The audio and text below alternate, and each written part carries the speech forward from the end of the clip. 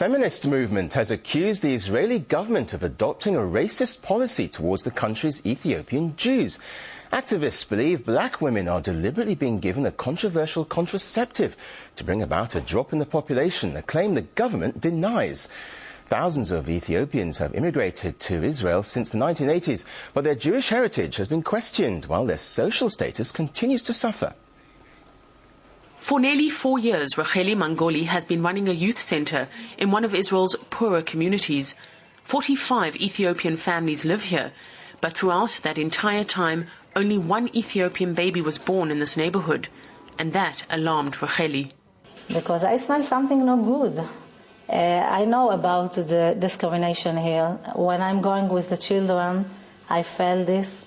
Even when I'm going to buy something in the super, one woman said to me, I don't understand how can you are standing near people like this. When they give me money, I'm going and washing my hands.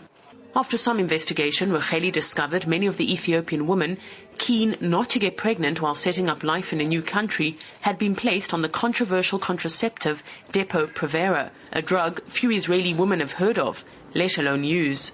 This woman was first put on it 4 years ago and underwent repeated injections every 3 months. She says it's left her with such terrible pains in her hands and back she can no longer work. She insists she was never told about its side effects or offered an alternative.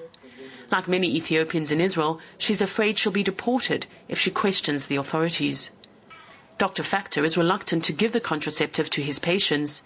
He says it's known to delay fertility for months after women come off it, and in some cases can cause infertility. Again, the safety factor is 100%. As a contraceptive, it's absolutely fine.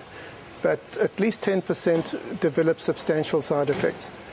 Side effects like irregular bleeding, the periods may disappear, they may have heavy periods.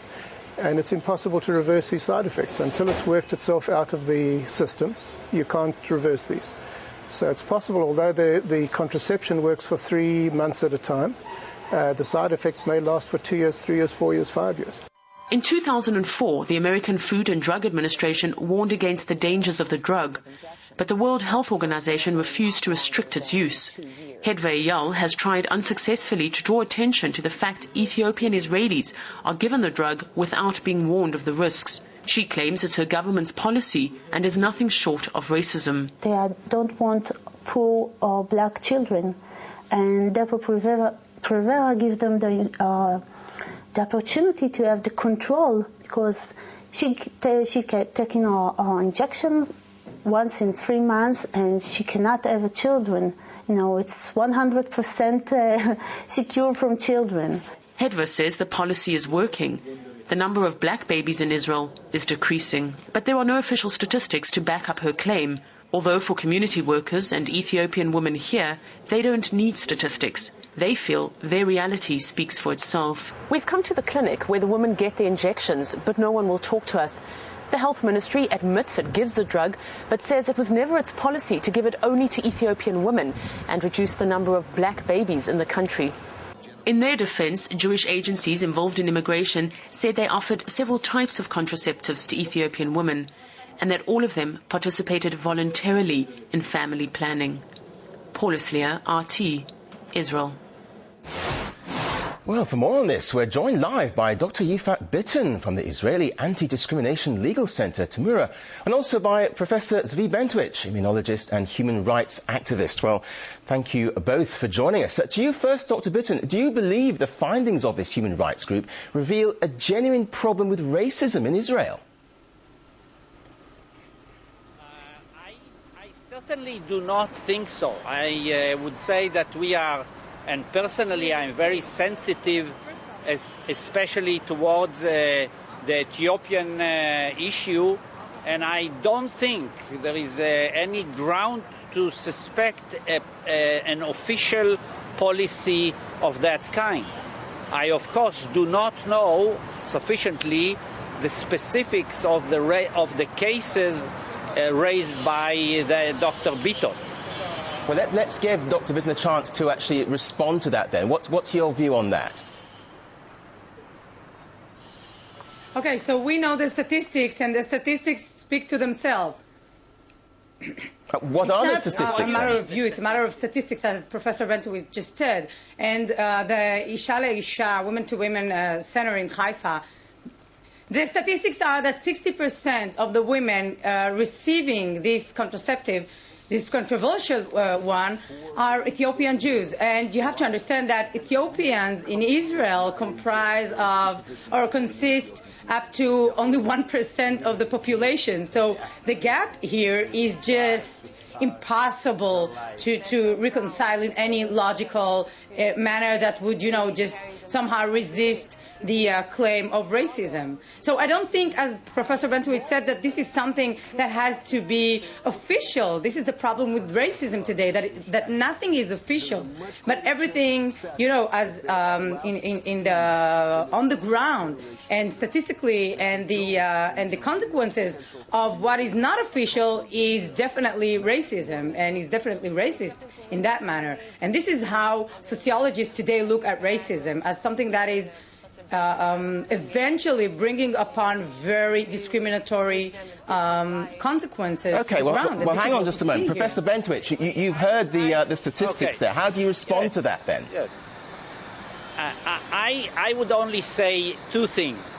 Number one, I'm not against looking and inquiring the claim. If there is a claim, one should investigate.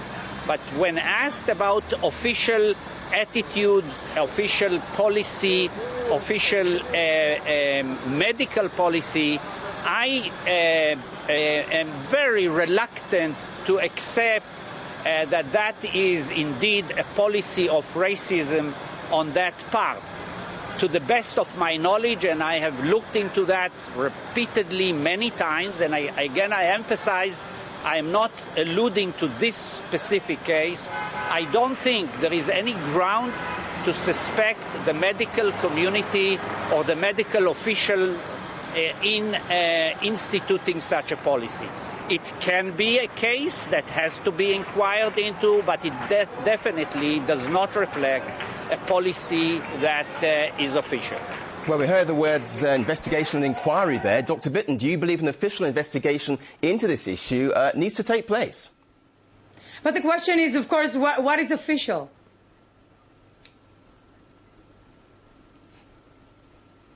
Well, yes, of course, these are shocking statistics, but what is more important is the way by which it's going to be conducted, because the problem is that if we're again and again looking for official, racist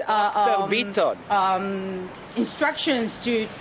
That would not work. But what I'm looking for is, for example, thinking about doctors that think that, for example, just a second, please, that for Ethiopian women, it is better for them not to have children. This is something that doctors should have to think themselves if that was something that they would have done for white, Jewish, Israeli women as well. This is the whole question that they should ask themselves. Even if they think that they're working for the best interest of that patient, they still have to ask themselves, is that exactly what they would do for Jewish women as well? All right. After you have finished, Dr. Bitton, and you allow me to put in a word, I think we all agree that racism should not take place, and we are fighting racism daily and where we think it exists. I do not, and I emphasize, I do not think that the problem you allude to is a major problem in Israel. There are other serious problems of racism in Israel, but that is not the one that we think is a major one. And I don't think that an inquiry of the kind that is needed cannot be made. If you ask me, if you present the cases to our organization, we would be happy to look into that. But I think you make too strong a case with too little evidence to support it. Okay, you mentioned the word racism there. So, Dr. Bitton, how serious is the issue of racial segregation in Israel? Whose perspective we're taking, because if we take the women...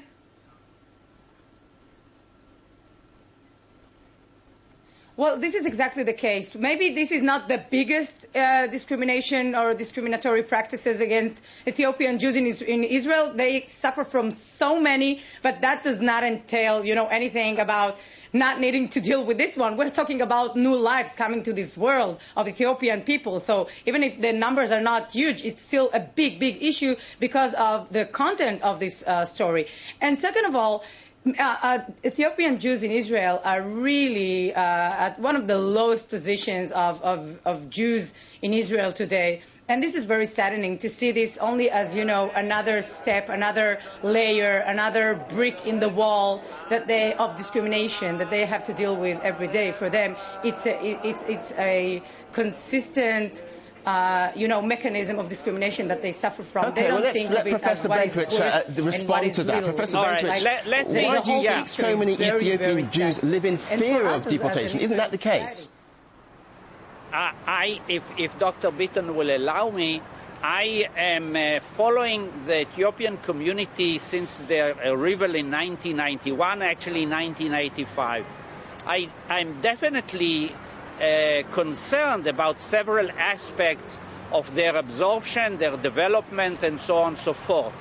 However, I have to say that credit has to be given overall to a great investment in that community, and actually to the development of several parts of that community in a very significant manner. So I think there are problems. There are certain parts of that community which are neglected or not that developed, but I definitely don't think that we are dealing with an official or a dominant policy.